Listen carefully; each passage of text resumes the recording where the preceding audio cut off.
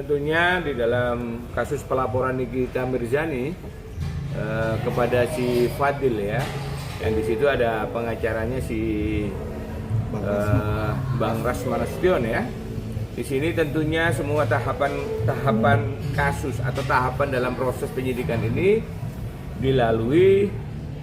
harus melalui gelar perkara ya.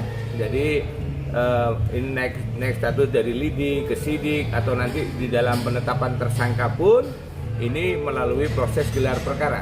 Dalam bergelar perkara ya, di sini maka akan ditentukan kasus ini bisa lanjut atau kasus ini berhenti. Begitu pula kasus ini naik status atau kasus ini berhenti, begitu. Kalaupun berhenti berarti harus ada penerbitan SP3 ya, surat pemberhentian proses penyidikan, begitu. Bang, ini kan udah naik sidik nih kasusnya dari laporan Nikita Mirzani terhadap Fadil. Itu proses berikutnya apa Bang setelah itu? Kalau sudah sidik dan di dalam gelar perkara ternyata pihak kepolisian menemukan 2 alat bukti yang cukup dan saksi, maka jelas karena ini ancaman hukuman dari pidana khusus ini ya, perlindungan anak yang ancaman hukumannya di atas 5 tahun ya, maka kepolisian akan menahan saudara Fadil, begitu.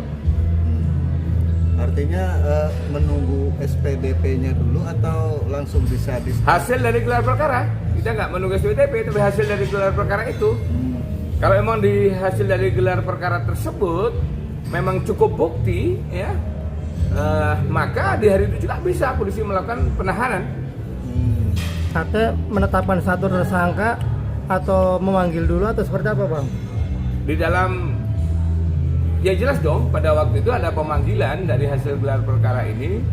Kalau memang itu sudah naik tersangka dan ditemukan 2 alat bukti yang cukup, maka polisi berkeyakinan bahwa itu sudah ditetapkan di dalam gelar perkara itu hasilnya cukup bukti, maka ya si saudara Fadil berkemungkinan besar untuk dilakukan penahanan karena ancaman hukumannya lebih dari 5 tahun, begitu.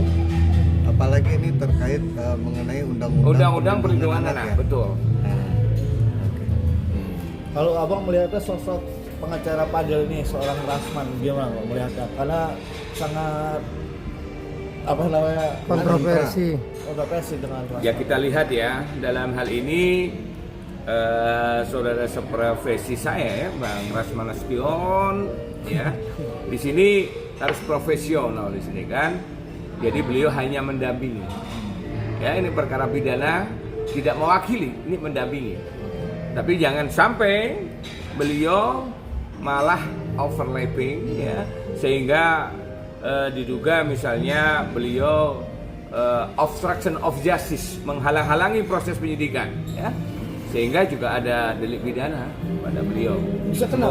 Bisa kena karena obstruction of justice ini ada delik pidananya, begitu kan?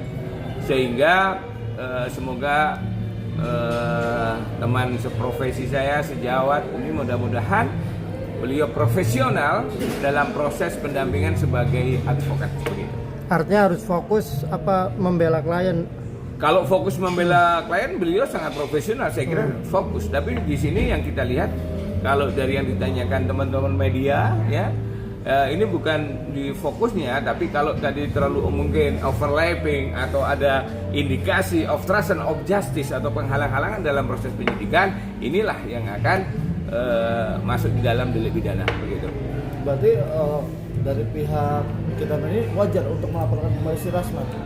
Boleh, dengan alasan tapi kan, karena kalau memang diduga dan patut dibuktikan ada beberapa hal-hal yang tertentu, misalnya Nikita Mirzani didampingi dengan kuasa hukumnya merasa bahwa ini merupakan obstruction of justice, sudah overlapping, sudah bukan pengacara lagi kan, begitu, penghalang-halangan, ya itu bisa.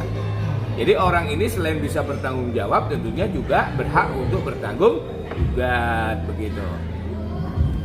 Kan melaporkan Nikita terkait penelantaran anak, sedangkan anak itu kan anaknya Nikita. Itu abang melihatnya gimana? Boleh aja, siapapun boleh melapor. Tapi nanti dari hasil laporan itu cukup bukti atau tidak, begitu kan? Boleh aja, itu hak konstitusionalnya, boleh.